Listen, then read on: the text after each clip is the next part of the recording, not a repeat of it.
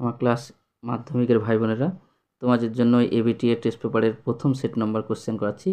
সেগুলি আমার সঙ্গে সঙ্গে খাতা পেন নিয়ে তোমরা প্র্যাকটিস করো। দেখো 1 নম্বর কোশ্চেন, যে সঠিক উত্তর নির্বাচন করো। প্রথম কোশ্চেনটা দিয়েছে যে তোমার গল্প তো দিব্যি হয়েছে, বক্তাকে বক্তা লেখো ছোট মেসো। অ্যান্সার।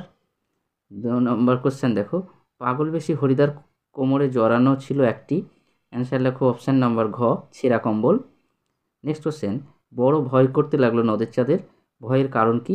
অ্যান্সার অপশান নাম্বার লেখো ক, নদীর প্রতিহিংসা পরায়ণ রূপ। নেক্সট কোশ্চেন, তারা স্বপ্ন দেখাতে পারলো না, তারা বলতে বোঝানো হয়েছে। অ্যান্সার লেখো অপশান নাম্বার ঘ, শান্ত হলুদ দেবতারা। নেক্সট কোশ্চেন, পায়ে পায়ে হিমানির বাঁধ, হিমানি শব্দের আক্ষরিক অর্থ। অ্যান্সার লেখো অপশান নাম্বার ক, তুষার। নেক্সট কোশ্চেন লেখো অস্ত্রের বিরুদ্ধে গান কবিতাটি কোন কাব্যগ্রন্থের অন্তর্গত? অ্যান্সার লেখো অপশান নাম্বার ঘ, পাতার পোশাক। নেক্সট কোশ্চেন, 19 শতকে 32,000 অক্ষর লেখার জন্য দেয়া হতো। এখানে অ্যান্সার লিখবে তোমরা অপশান নাম্বার গ, 12 আনা। এখানে আমাদের ছাত্ররা 10 আনা করেছে, এটি ভুল, 12 আনা। তারপরে দেখো নেক্সট কোশ্চেন, ফাউন্টেন পেন এর বাংলা নাম ঝর্ণা কলম, নামটি সম্ভবত দিয়েছিলেন। অ্যান্সার লেখো রবীন্দ্রনাথ ঠাকুর। নেক্সট কোশ্চেন, হিমালয় যেন পৃথিবীর মানদণ্ড, এটি কার উক্তি? অ্যান্সার লেখো অপশান নাম্বার গ, কালিদাস। নেক্সট কোশ্চেন, ক্রিয়াপদের সঙ্গে সম্পর্কহীন পদকে বলে? অ্যান্সার লেখো অকারক, অপশান নাম্বার খ, অকারক। যে ক্রিয়াপদের সঙ্গে সম্পর্কহীন পদকে অকারক বলা হয়, আর ক্রিয়াপদের সঙ্গে সম্পর্কযুক্ত পদকে কারক বলা হয়। রাজা গেলেন শিকারে। নেক্সট কোশ্চেন, রাজা গেলেন শিকারে চিহ্নিত পদটি হলো? অ্যান্সার লেখো অধিকরণ করক। নেক্সট কোশ্চেন, রাজায় রাজায় যুদ্ধ হয়, এই বাক্যের কর্তাটি হলো? অ্যান্সার লেখো গ, ব্যতিহার কর্তা। যুদ্ধ বুঝিয়েছে বলে, যুদ্ধ লড়াই বোঝালেই তোমরা ব্যতিহার কর্তা দেবে। নেক্সট কোশ্চেন, রামদাস আর কোনো প্রশ্ন করিল না, চিহ্নিত পদটি যে সমাসের উদাহরণ? সেটি হলো, দেখো রামদাস, রামের দাস, এটি সম্বন্ধ তৎপুরুষের উদাহরণ। অ্যান্সার হচ্ছে এখানে তোমাদের ক, তৎপুরুষ দেওয়া আছে। নেক্সট কোশ্চেন দেখো, নেক্সট কোশ্চেন ছবিগুলো স্পষ্ট হয়নি, কিন্তু দেখো একটু কষ্ট করে বুঝে নেবে। অব্যয়ীভাব, এটা পরের কোশ্চেন। দেখো তোরা সব জয়ধ্বনি কর, এটি কোন বাচ্যের উদাহরণ? নেক্সট কোশ্চেন হবে কর্তৃবাচ্যের উদাহরণ। অ্যান্সার হবে ক, কর্তৃবাচ্য। তারপরে দেখো আবার তোরা মানুষ হ, বাক্যটি হলো? অ্যান্সার লিখবে অপশান নাম্বার ক, নির্দেশক বাক্য। নেক্সট কোশ্চেন হচ্ছে কোনটি কর্ম কর্তৃবাচ্যের উদাহরণ? অ্যান্সার লিখবে ঘণ্টা বাজে। নেক্সট কোশ্চেন হচ্ছে যে নবরত্ন শব্দটির সমাস, এটি হবে 9টি রত্নের সমাহার, দ্বিগু সমাস। অপশান নাম্বার ক। নেক্সট দেখো কম বেশি 20টি শব্দের নিচে প্রশ্নগুলির উত্তর দিতে বলেছে। যে কোনো 4টি প্রশ্নের উত্তর দাও। দেখো অ্যান্সার হচ্ছে কি, প্রথমে বলছে যে সারা বাড়িতে শোরগোল পড়ে গেল, শোরগোল পড়ার কারণ কি? এটা ধরো তোমাদের দেখো এই অ্যান্সারগুলি লিখবে, আমি লিখে দিয়েছি তোমাদের, যে এটা তোমাদের সেই জ্ঞানচক্ষু থেকে পড়েছে। দেখো সারা বাড়িতে শোরগোল পড়ে যাওয়ার কারণ আশাপূর্ণা দেবীর জ্ঞানচক্ষু গল্পে কেন্দ্রীয় চরিত্র তপনের লেখা গল্প সন্ধ্যাতারা পত্রিকায় ছাপানো হয়েছে। নেক্সট কোশ্চেন দেখো তোমার এসো যুগান্তরের, এটা না সরি, এসো হচ্ছে দেখো বড়বাবু হাসিতে লাগলেন, বড়বাবুর হাসির কারণ কি? অ্যান্সার লেখো গিরিশ মহাপাত্রের থানা তল্লাশির পর যখন জগদীশবাবু বললেন এই জানোয়ারটাকে ওয়াচ করার দরকার নেই বড়বাবু, নেবুর তেলের গন্ধে ব্যাটা থানা সদ্য লোকের মাথা ধরিয়ে দিলে বড়বাবু হাসিতে লাগলেন। এতটুকু লিখলেই যথেষ্ট। তারপর দেখো জগদীশবাবুর কীভাবে সন্ন্যাসীর পায়ের ধুলো নিয়েছিলেন? নেক্সট কোশ্চেন এটি।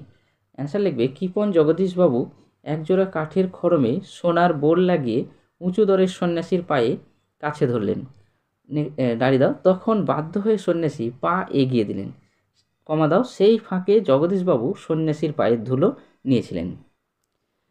নেক্সট কোশ্চেন দেখো, জামা অদল বদলের বুদ্ধি কার মাথায় এসেছিল? এটি তোমরা করবে, কিন্তু লেখকের নাম, গল্পটির নাম সমস্ত কিছু বলবে, তারপরে দেখবে যে এটি তোমার জামা বদলের বুদ্ধিটা প্রথম মাথায় এসেছিল অমৃতের। তারপরে দেখো শিশু আর বাড়িরা, নেক্সট কোশ্চেন দেখো নিজেকে কেবল বোঝাইতে পারে না, কি বোঝাতে পারে না। এটা দেখো যে তোমরা লিখবে যে 30 বছর বয়সে, একটু দাঁড়াও, নেক্সট, 30 বছর বয়সে নদীর জন্য তার ভালোবাসা তার সাজে না, কারণ ছোট হোক তুচ্ছ হোক, সে একজন স্টেশন মাস্টার, দিবারাত্রি মেল এবং প্যাসেঞ্জার নিয়ে তার কারবার। অথচ এই বয়সে নদীর জন্য পাগল হওয়া যে অস্বাভাবিক, এটা সে নিজে বোঝে, কেবল সে এটা সে বোঝে, কেবল নিজেকে বোঝাতে পারে না। নেক্সট কোশ্চেন দেখো যে যে কোনো 4টি প্রশ্নের উত্তর দাও। এগুলি কবিতা থেকে দেওয়া হয়েছে। অস্ত্র ফেলো, অস্ত্র রাখো। কোথায় অস্ত্র রাখতে বলেছেন? এটা লিখবে অস্ত্র ফেলো এবং অস্ত্র রাখো। কবিতাটি কবি গানের 2টি পায়ে অস্ত্রকে রাখতে এবং ফেলতে বলেছেন। তারপরে দেখো এসো যুগান্তরের কবি। এই যুগান্তরের কবি এবং ওরে ওয়ে স্তব্ধ চরাচর, এই 2টি লাইন, এই 2টি কোশ্চেন তোমরা আমাকে কমেন্ট বক্সে লিখে পাঠাও। তোমাদের লেখার কতটা সৃজন শক্তি বৃদ্ধি পেয়েছে সেটা দেখব। যদি না পারো তখন আমি সলিউশন করার চেষ্টা করব। দেখো নেক্সট কোশ্চেন, আমাদের পথ নেই আর, তাহলে আমাদের করণীয় কী? পৃথিবীর সংকটময় পরিস্থিতিতে আমরা পথহারা, গাড়ি দাও। তাই কবি সকলকে আহ্বান করেছেন, আয় আরও বেঁধে বেঁধে থাকি, অর্থাৎ ঐক্যবদ্ধতার ডাক দিয়েছেন। এটি হচ্ছে এই কোশ্চেনটির অ্যান্সার। তারপরে দেখো শিশু আর বাড়িরা খুন হলো। শিশু আর বাড়িরা খুন হয়েছিল কেন? অ্যান্সার লেখো, যখন দ্বিতীয় বিশ্বযুদ্ধ রক্তের আগ্নেয় পাহাড়ের মতো ধ্বংসাত্মক রূপ নিয়ে আবির্ভাব হয়েছে, তখন তার ভয়াবহতার হাত থেকে রক্ষা পায়নি শিশুরাও। তাই কবি এই ধ্বংসের রূপ বোঝাতে শিশু মৃত্যুকে খুনের সমতুল্য মনে করেছেন। তারপরে দেখো 2.3 দেখো আছে, যে কোনো 3টি প্রশ্নের উত্তর দিতে বলেছে। হারিয়ে যাওয়া কালি কলমে বর্ণিত সবচেয়ে দামি কলমটির দাম কত? এটি লিখবে সবচেয়ে দামি কলমটির দাম ছিল 2500 পাউন্ড। তারপর দেখো নেক্সট, বিশ্ববিদ্যালয়ে নিযুক্ত পরিভাষা সমিতি নবাগত রাসায়নিক বস্তুর ইংরেজি নাম সম্বন্ধে কি বিধান দিয়েছিলেন? অ্যান্সার লেখো, বিশ্ববিদ্যালয়ে নিযুক্ত সমিতি বিস্তর ইংরেজি শব্দ বজায় রেখেছেন। তারা বিধান দিয়েছেন যে নবাগত রাসায়নিক বস্তুর ইংরেজি নামই বাংলা বানানে চলবে, যেমন অক্সিজেন ইত্যাদি। শুধু তাই নয়, উদ্ভিদ ও প্রাণীর জাতিবাচক বা পরিচয়বাচক অধিকাংশ ইংরেজি নামও চালানো যেতে পারে, যেমন ফান, মালভাসী ইত্যাদি। তারপরে দেখো যে আমরা ফেরার পথে কোনো পুকুরে তা ফেলে দিয়ে আসতাম। বক্তা কেন পুকুরে ফেলে দিয়ে আসতেন? তারা যে কলার পাতায় হোমটাস্ক করতেন, সেটিকে লেখকরা, যারা গ্রামের ছেলে, তারা পুকুরে ফেলে দিয়ে আসতো, কারণ যাতে সেই হোমটাস্কটি গরুতে না খেয়ে ফেলে। কারণ গরুতে খেয়ে নিলে এটা একটি অমঙ্গল। এই অমঙ্গলের ভয়ে তারা জিনিসটাকে পুকুরে ফেলে দিয়ে আসতেন। পরিভাষার উদ্দেশ্য কী? এটি তোমাদের আমি ছবিটা পাঠাচ্ছি, ছবিটা দেখে দেখে তোমরা লিখবে। দেখো নেক্সট কোশ্চেন দেখো, যে কোনো 8টি প্রশ্নের উত্তর দাও। শূন্য বিভক্তি কাকে বলে? অ্যান্সার লেখো, যে বিভক্তি শব্দের পরে যুক্ত হয়ে শব্দকে পদে পরিণত করে অথচ নিজেকে সম্পূর্ণ অপ্রকাশিত থাকে, তাকে শূন্য বিভক্তি বলে। এর সঙ্গে লিখবে যে শূন্য বিভক্তির চিহ্ন হচ্ছে অ, এবং একটি উদাহরণ দিবে যে এখানে যেমন তোমাদের বই দিয়েছে, শিল্পা মহেন্দ্রগঞ্জ হাই স্কুলে 9ম শ্রেণীতে পড়ে, এরকম একটা উদাহরণ দিবে, তবেই নম্বরটা দিবে। তারপরে একটি অনুজ্ঞাসূচক বাক্যের উদাহরণ। নেক্সট কোশ্চেন, তোমরা লিখবে প্রতিবাদ করিও না। তারপরে দেখো আছে, এ কার লেখা? এটা কর্তৃবাচ্যে পরিবর্তন করতে বলেছে, তোমরা লিখবে লেখাটি কার, এটা কর্তৃবাচ্যে করতে বলেছে।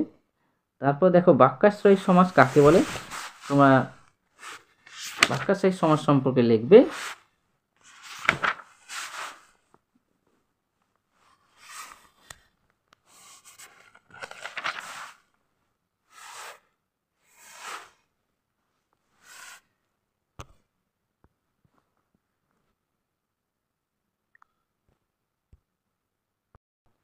বাক্যাশ্রয়ী সমাস কাকে বলে। দেখো, অনেক ক্ষেত্রে একটি সম্পূর্ণ বাক্য কিংবা বাক্যাংশ সমাসবদ্ধ একটি পদরূপে প্রযুক্ত হয়, তখন তাকে বাক্যাশ্রয়ী সমাস বলে।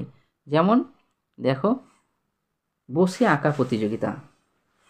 নেক্সট কোশ্চেন দেখো, সমধাতুজ কর্তার উদাহরণ।